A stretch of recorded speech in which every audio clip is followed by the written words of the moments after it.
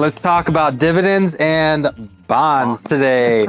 So we get, from time to time, there's a bunch of people that come in and say, hey, interest rates are a little higher and bonds are kind of back. I wouldn't say back in favor, but they're a little bit more popular today than they were for the past decade or so. Right. Because where interest rates are. And what I like to do is kind of unpack that. What would make more sense? Because you can't talk about dividends and bonds without first talking about somebody's age, what's age appropriate. Now we kind of want to talk about that. But before we kind of get into that, let's kind of back up and just redefine or define what a dividend is versus what a bond is. I'll take the easy side first. So I'll take the dividends, and that's really, when a company pays a dividend, they're really sharing in the profits of their income of the business. So it's a way that, hey, you've invested some money into this company, they're doing well, and then they can give you a portion of that back as a dividend payment. Yes. On the flip side, you have a bond. So a bond is similar, but a little bit different. So companies may need to raise capital for some reason, and they're going to issue a corporate bond if it's a corporation. Yep. A corporate bond is basically just a sense of guaranteed payments. There's lots of stipulations because there's lots of different types of bonds that are out there. So if we're going to say a guaranteed payment, please take note that it may or may not be actually guaranteed. But it'd be a steady form of payment backed by the company. The bond holds precedence over the dividend. So if anything would happen in the company, the bondholders would potentially get their money back, potentially, over a dividend payer. Yeah, I mean, it's truly debt on the company's balance sheet. Yep. Yeah, because they owe that to the shareholder. Yeah. So, and on the flip side, or the other side of bonds, is you could have a government bond, a treasury bond. Which are really like the most popular ones, that people talk about, T-bills. T-bills, treasury bills. Yep. You can have municipal, which are state-owned bonds or issued bonds.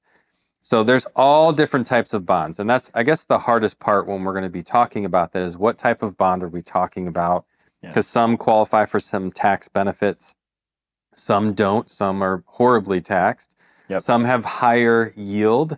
Some have terrible yield. It really comes down to the more risky the bond, the higher the yield. Because they want you in. They want you in. So we're going to entice you. Yep. Hey, our bond's riskier than everybody else's, so we're going to pay the highest yield.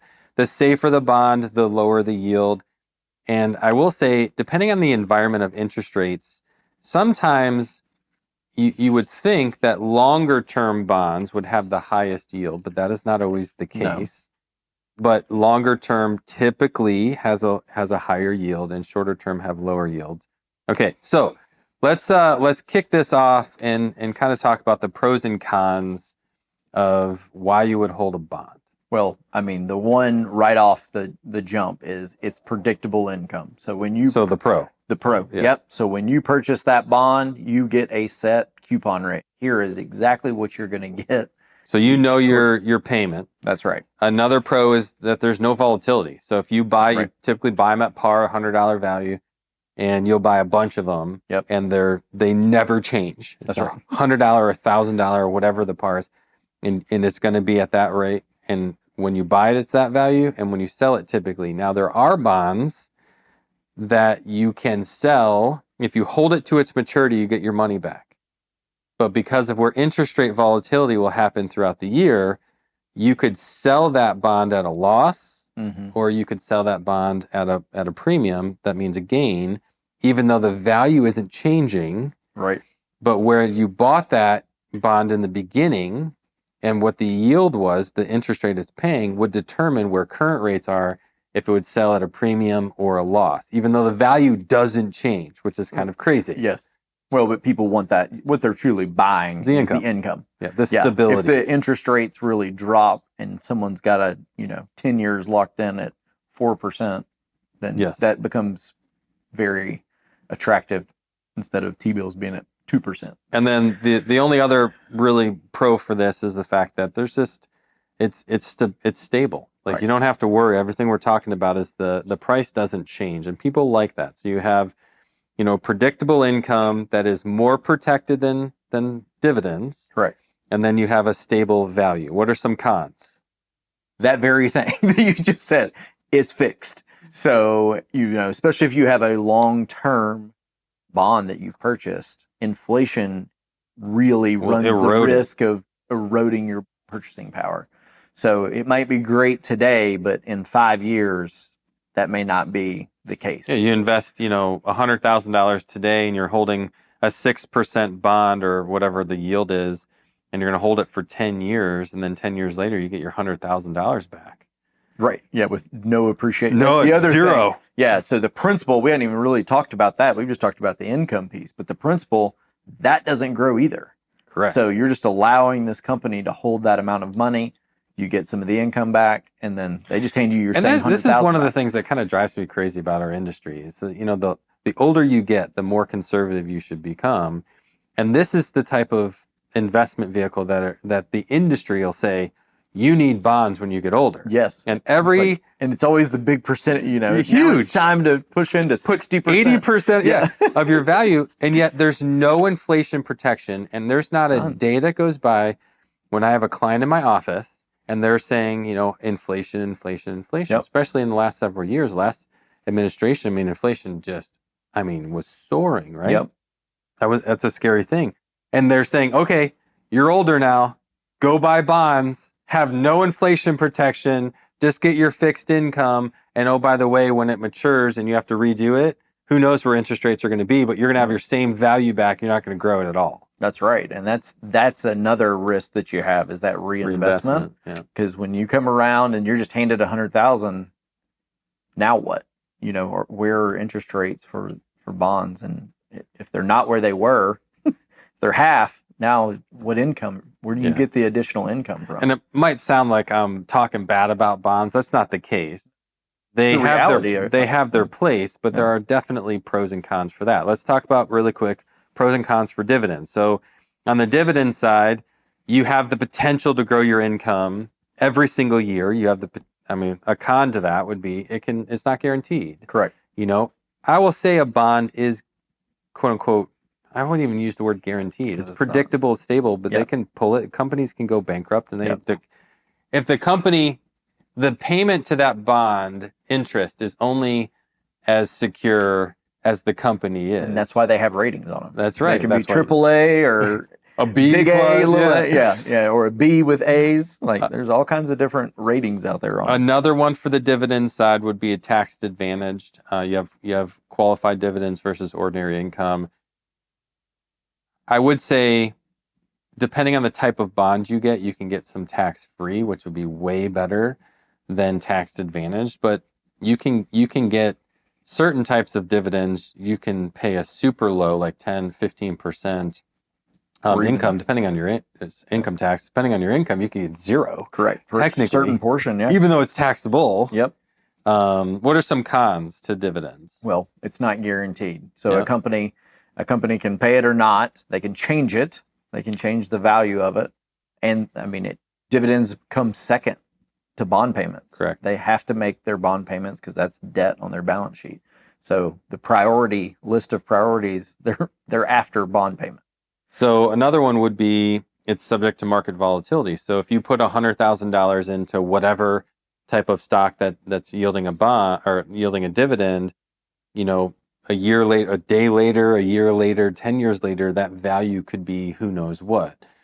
On the flip side, that can be a massive pro to a dividend stock, because if you understand what you're doing and what you're buying, if you put the same research into buying a quality bond as you do a quality dividend stock, the likelihood is that bond's going to pay for however long you bought it for, and that dividend's going to pay for however long you bought it for. And if then you start doing bushels of bonds and bushels of dividend stocks, there's a clear winner of where that appreciation, that increased income on the dividend side and appreciation value of the underlying asset on the dividend side can far out surpass the reasons of protection and security that you would get in a bond. And again, we're not saying these are bad. So let's talk about what would be the ideal situation for somebody who wants, or what would be appropriate for somebody to go get a bond. Okay. What would their situation be? Oh man. This is where you start probably getting into age, right? Yes. They're at an age where they need income, and a portion of that income needs to they already know probably some fixed cost, right? Like might still have a house payment, car payment, stuff like that. And you could put a portion of that into some bonds with knowing, all right, I also have these variable costs of vacation and traveling and inflationary, and then you put another portion over there into, not just over there, into dividend paying stocks. So you have a little bit in both baskets. So if I were to be completely transparent, which I'm going to be, I think dividends are appropriate no matter what your age. I mean, from a 16-year-old, from an 8-year-old, from a newborn. Like, I know clients that have been buying stock certificates for newborns, their grandkids, from the day they were born, giving that, them presents every single year, more and more of these shares, all the way up until Warren Buffett was in his 90s, still owning a bunch. That's all he owns is dividend stocks, income producing investments. I don't even think he owns a bond. I've never heard. I'm sure he has in his life. I know there was a portion in this last 5 years, like kind of coming out of COVID and stuff like that, where he had so much cash waiting to invest. He didn't have anything to invest in. So he actually invested into some treasury bills in short term. Yeah. But it was just because interest rates were better so there. Low. Yeah.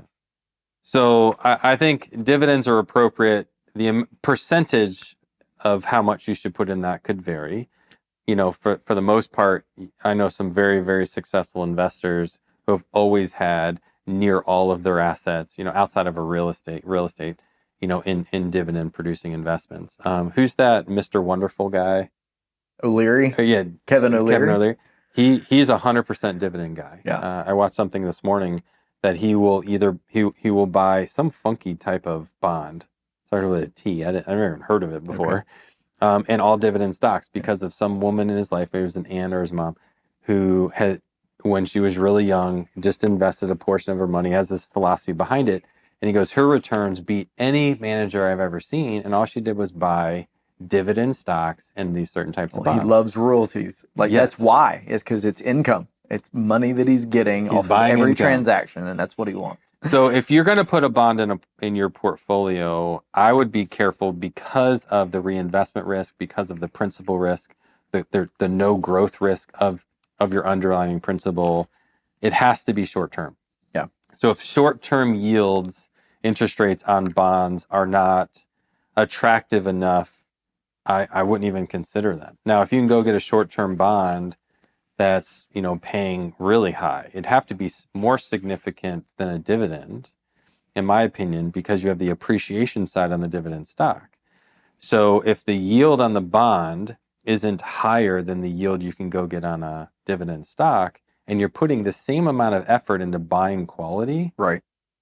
I don't know why you'd ever go. I mean, the safety aspect of it is not more attractive, in my opinion, than the potential on the other side. Right, like if you've done that due diligence. Yeah. And assuming you're putting the same amount of effort on both sides, not like I'm going to go do a really good job on the bond side and just flippantly buy dividend stocks. I mean, you want to put your best foot forward. And if you're putting your best foot forward, you're just buying guaranteed payments where the principal's never going to grow on the bond side. And you're putting your best foot forward on here where you're going to hopefully buy good dividend stock where the increase of dividend is going to happen and the appreciation of the underlying stock is going to happen. Right. Things can take place. You can put your best foot forward over here and watch a company go bankrupt. Yeah. You put your best foot forward over here and watch all kinds of volatility and cut dividends. Happened to us. We've seen it. So, the reality is, you're doing your best. And if you pick right, all you're going to get over here is what you buy. And you're not going to see any appreciation. What you're going to get over here, if you pick right, is a whole lot more potential for volatility concern. Right. Okay. All right. So let's land this plane. Yeah. What's some takeaways? Anything? I think you've got to be, obviously we say it over and over and over again. Do your due diligence before you invest in anything. Understand what you're getting into. Understand the companies, how they're going to pay, what that payout is, and how it really fits into your overall plan, your simplicity plan, which is what we use. But, a lot of times bonds can fit. They can be a piece of the puzzle, but it's not going to be the 100% answer, I would say, in 99% of situations. Yeah. I mean, for my recap would be bonds equals stability. but are not truly guaranteed. Dividends are going to equal growth over time. Right. Again, putting your best foot forward, because I know a lot of people go, well, they're not guaranteed and they can lose value. Absolutely. Absolutely. That is 100% true. But assuming you buy quality on each side, you're going to get stability and you're going to get growth. And I think the most important thing is understanding your situation, your income needs, and your tolerance to seeing volatility and decline of your asset base. You know, I know a lot of clients out there that are totally fine with volatility because their income is being paid. That's right. Or sorry, they're collecting their income and their bills are being paid. Mm-hmm. You know, and they're like, hey, my value went up X or went down Y, but I'm getting paid. So as long as you map your scenario correctly, your income scenario correctly, I think you can probably do both. I just think you have a ton of more potential on the one side than you do on the other. Yeah. So there's definitely a clear leader on upside. Clearly. So if you haven't already, we'd love for you to subscribe to the show. Thanks for watching. It's always a fun time where we get to discuss all things financial and most of the time dividends. Yeah. So God bless.